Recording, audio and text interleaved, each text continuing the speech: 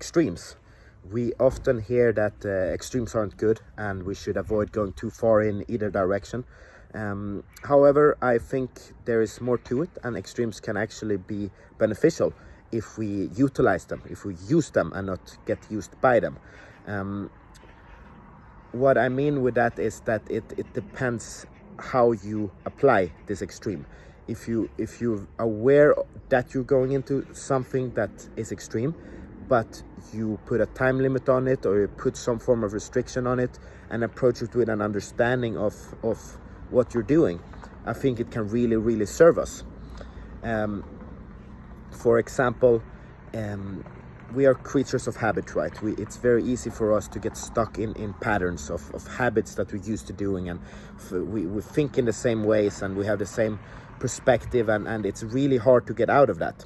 So, let's say someone needs to change their diet. They want to lose weight, they want to change themselves, but they're fundamentally falling back in the same patterns and repeating the same thing. And in these cases, I think we can use extremes. It is good to shock, to make a clean break, something extreme, to kind of reset things so they can build something new.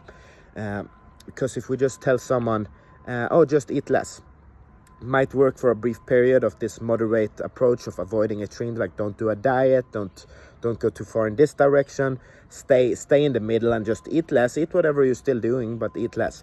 But they're still in the same patterns, and nothing is fundamentally changing. It's not extreme enough to make an impact. And in those cases, I think if we strategically, I'm just not gonna eat for a while, I need a clean break, I need to get rid of my weird eating habits and challenge things, and so I can establish something new. So I'm not gonna eat for 3 days, and then after the 3 days I'm gonna start eating in this way. And you set that and you commit to it.